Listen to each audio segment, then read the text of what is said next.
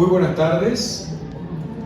Sean ustedes bienvenidos a la presentación del libro de un pensador tricentenario, Ensayos sobre Adam Smith. Esta obra ha sido lanzada por el Fondo Editorial de la Universidad Privada de Santa Cruz de la Sierra. Con este volumen inauguramos la colección Cátedra Libre Manfredo Kempf Mercado. El propósito que se tiene es facilitar el contacto con ideas de grandes pensadores que nos ayudan a reflexionar sobre aspectos de relevancia desde el punto de vista de la sociedad. Hemos aprovechado que este año 2023 se cumplen 300 años del nacimiento de Adam Smith, quien desde el punto de vista de la economía, la filosofía, entre otras áreas del saber, reflexionó sobre diferentes aspectos. Con el propósito de elaborar este libro se pidió la colaboración de algunos profesores que tienen vínculos con la UPSA. El profesor Marco Antonio del Río, la profesora Silvia Alemán, el profesor Julio Paul Bowles, quien es además profesor visitante de la UPSA, pues actualmente se desempeña como catedrático de la prestigiosa Universidad Francisco Marroquín de Guatemala. Además, participa mi persona, Enrique Fernández García. Libremente, cada uno de los que colaboraron en este libro eligieron temas, entendiendo que había un enfoque que merecía nuestras atenciones. Son 4 ensayos que se ponen a disposición del público, que entendemos además puede resultar favorecido por estas reflexiones. Y para llevar a cabo nuestro lanzamiento en esta nueva edición de la Feria Internacional del Libro de la Paz, hemos pedido la colaboración de un destacado académico, el profesor Napoleón Pacheco, quien enseguida reflexionará sobre el ensayo de Marco Antonio del Río, que se circunscribe al análisis de un libro de la gran obra de Adam Smith de 1776, que es La riqueza de las naciones. Con ese comentario, entonces, nosotros entendemos que nuestro propósito de dejar constancia de este lanzamiento sería cumplido a cabalidad. Por favor, profesor. Gracias, Enrique. Antes de comenzar, debo felicitar a la UPSA por esta iniciativa de financiar una publicación sobre un pensador liberal tan importante, y agradecerte la invitación para poder participar y expresar algunos criterios sobre esta obra que la han publicado a los 300 años del nacimiento de Adam Smith. En la mayoría de las universidades del mundo se han hecho eventos sobre el tema, grandes coloquios, etc. Porque claro, hay vida académica. En cambio, aquí en Bolivia la vida académica en las universidades parece reducirse solamente a las clases. Más allá de las clases no hay vida académica. Y en San Andrés eso es lo que sucede, y en otras universidades también. Pero creo que aún así, en ese contexto, ¿no?, hay que seguir con la tarea, hay que persistir en la presentación, en las reflexiones, etcétera, porque es la forma de ir sembrando. Es la forma de ir sembrando, porque lo peor sería ignorar. Lo peor sería no dar importancia a fechas, a autores, a propuestas, etcétera. Hay que seguir. Felicidades, Enrique. Bien, yo he preparado unas líneas sobre el libro, sobre el artículo de Marco Antonio del Río, que titula La excepcionalidad europea en Adam Smith, ¿no? Entonces, pero antes de entrar a comentar el artículo de Marco Antonio, quiero leer unas líneas sobre un planteamiento que me parece importante. El punto es, ¿por qué leer a los clásicos, es decir, a Smith, ¿no? ¿Por qué leerlo ahora, en el año 2023? porque la obra es de 1776, son 247 años. Entonces, uno de los que ha escrito sobre Adam Smith sostiene lo siguiente en este aspecto. Él dice: los clásicos son esos libros de los cuales se suele oír decir, estoy releyendo y nunca estoy leyendo. Luego afirma que se llama clásicos a los libros que constituyen una riqueza para quien los ha leído y amado, pero que constituyen una riqueza no menor para quien se reserva la suerte de leerlos por primera vez. También afirma este autor que toda relectura de un clásico es una lectura de un descubrimiento como la primera. Finalmente sostiene que un clásico, como es La riqueza de las naciones, es un libro que nunca termina de decir lo que tiene que decir, porque claro, eso es lo que sucede. Uno se lee y se descubre, ¿no?, cosas que no había percibido en la primera o segunda vez que había leído. Entonces hay que releer a Adam Smith y hay que hacerlo de manera permanente, ¿no? Ahora, veamos los aportes claves en La riqueza de las naciones en la perspectiva de varios autores, ¿no? Claudio Napoleoni, un economista italiano, por ejemplo, en su libro Fisiocracia, Smith, Ricardo y Marx, sostiene lo siguiente. Él dice: Smith orientó su investigación en un único cuerpo orgánico, ¿no? Casi todos los problemas que debían ser objeto de la reflexión científica sucesiva, afirma, y sobre todo de haber acercado de modo impresionante la plena comprensión de la propia naturaleza de la nueva economía nacida con el advenimiento de la burguesía, es decir, de la clase que por primera vez se encuentra en la obra de Smith. Es decir, es una valoración realmente muy importante sobre la obra de Adam Smith y la tarea. Más adelante él dice, Claudio Napoleoni, la tradición, cuando designa a Smith como padre de la economía, recoge una indudable verdad. De Smith parten todas las líneas de la búsqueda sucesiva. Los economistas deberán medirse con las cuestiones propuestas por él.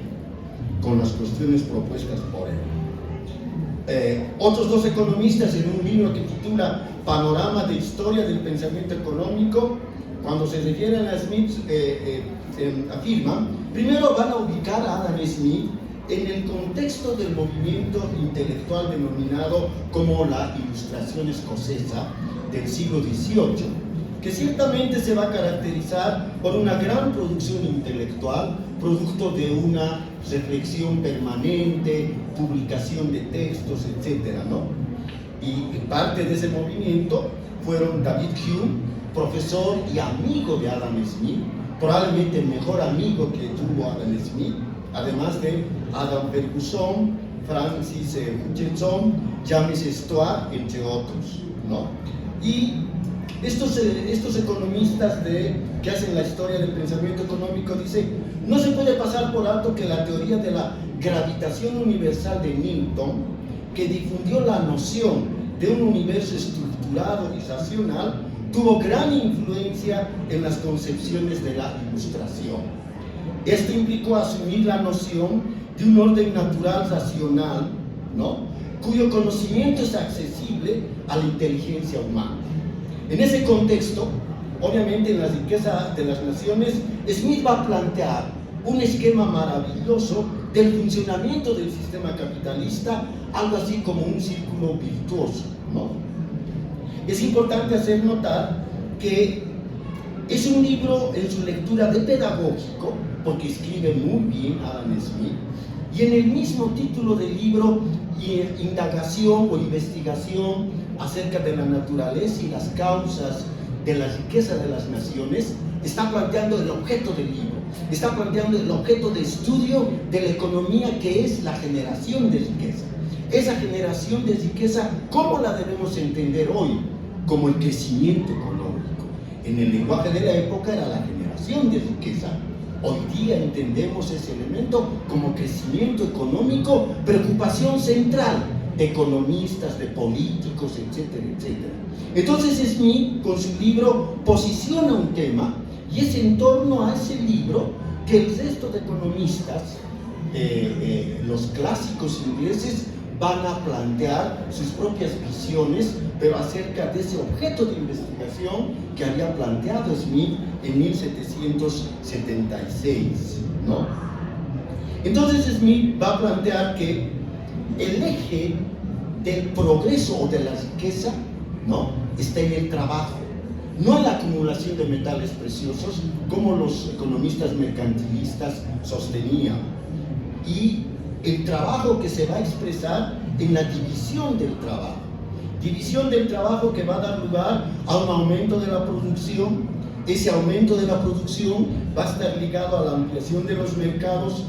Esa ampliación de los mercados implica como un efecto la intensificación de la división del trabajo, y nuevamente se van a lograr aumentos en la productividad laboral que van a impulsar la profundización de la división del trabajo, ¿no? Así se genera riqueza, así se logra generar las bases del crecimiento económico en la perspectiva de hoy. En ese sentido, el aporte de Adam Smith realmente es significativo, importante.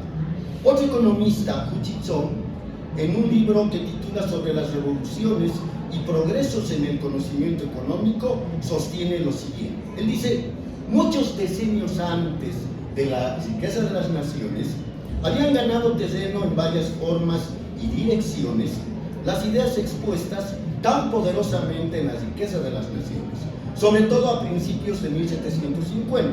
Se publicaron de la moneda de Galliani, un economista italiano, los ensayos de Hume, el ensayo de Cantillon y las obras de Kesnan a fines del decenio. Por lo tanto, hubo un trabajo premonitorio varios decenios antes del evento revolucionario. ¿Y cuál fue el evento revolucionario? La publicación de la riqueza de las naciones en 1776, ¿no? Y este autor sostiene que la importancia o la denominación de revolución smithiana, ¿no?, que contiene la riqueza de las naciones, se justifica por los siguientes aspectos. Primero, la importancia del uso maravilloso, dice el autor, que hace Smith de la historia. No había antecedentes en el terreno de la economía política en 1776 de un uso de la historia en el conjunto de una disciplina todavía que está construyéndose. Y claro, este es el factor que precisamente estudia y comenta el profesor Del Río en su trabajo que está en este libro. Un segundo elemento que sostiene es la generalización de la noción de mecanismo natural de ajuste automático que opera en las economías de mercado.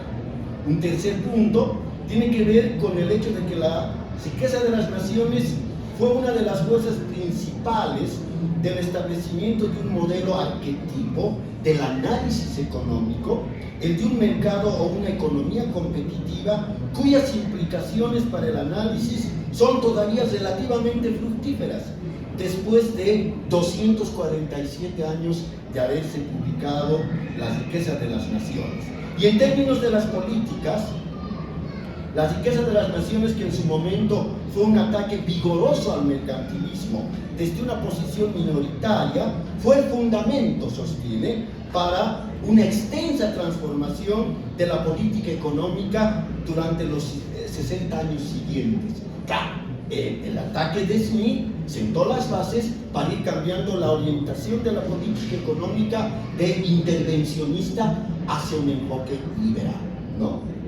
Y continúa afirmando que la contribución definitiva y revolucionaria de la riqueza de las naciones fue el planteamiento del crecimiento económico, como ya afirmé anteriormente, y la teoría del empleo, el interés y el dinero, con un hincapié extremo en la acumulación de capital.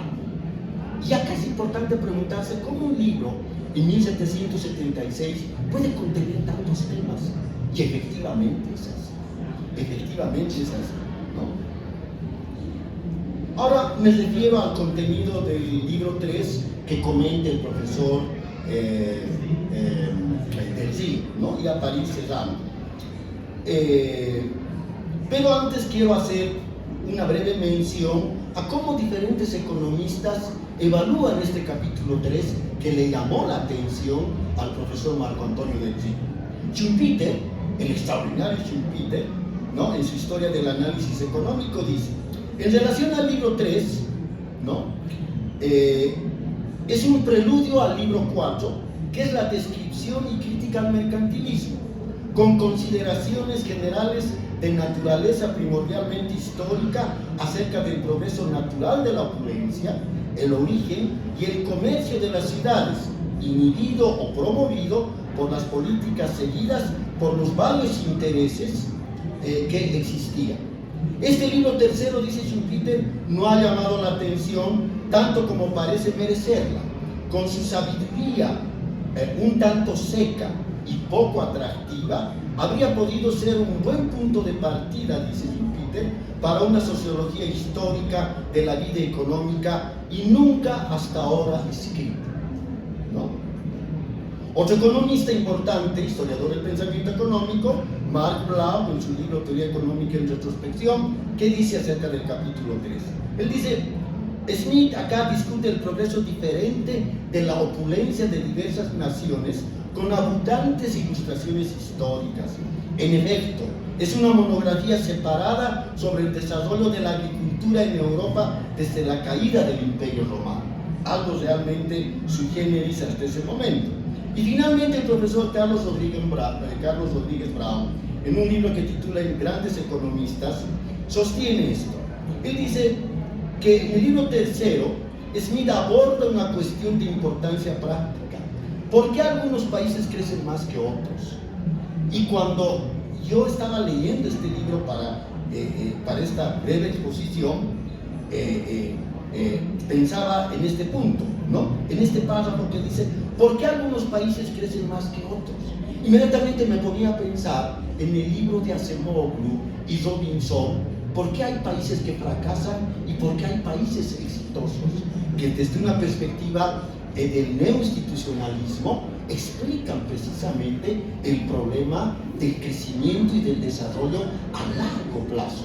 Un libro por demás exitoso, ¿no es cierto?, que ya va por la 5ª o 6ª edición, ¿no? Pero esos temas que abordan Acemoglu y Robinson, en un libro que por primera vez se publicó a comienzos de los años 2000, es un tema que ya lo había abordado Smith en 1776. Realmente fantástico, ¿no? Entonces, bueno, dice Carlos Rodríguez Brown, Smith adjudica gran importancia a las instituciones precisamente y a la política económica y condena en particular las medidas que intentan favorecer a un sector de la economía a expensas de los demás, ¿no? Ahora, ¿cómo yo veo el comentario que elaboró el profesor Marco Antonio Delcy al libro 3? ¿No? Pienso que con propiedad Marco Antonio afirma que en el libro 3 Smith plantea un modelo u orden natural para explicar el crecimiento económico de los países, en el que la especialización productiva y el intercambio entre las ciudades que proveen los bienes manufacturados y el intercambio que proveen los bienes manufacturados y el campo que ofrece alimentos y materias primas, sin duda es clave. Este comercio significa que las ciudades solamente pueden existir si el campo genera excedentes, que son transferidos a las ciudades.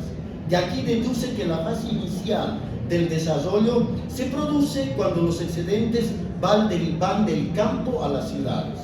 De modo que interpreta que la generación de riqueza en la industria solamente es posible a partir del excedente agrario, proceso que había acontecido en Egipto, China y en Norteamérica.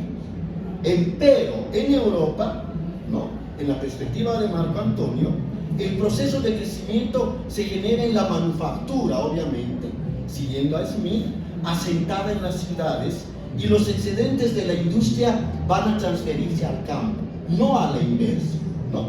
En otras palabras, el desarrollo del campo se explica a partir del desarrollo de las ciudades, proceso que para Smith es retrógrado, en sus propias palabras, y que el profesor Del Río, empleando una bibliografía actualizada de historia económica, califica como la excepcionalidad europea.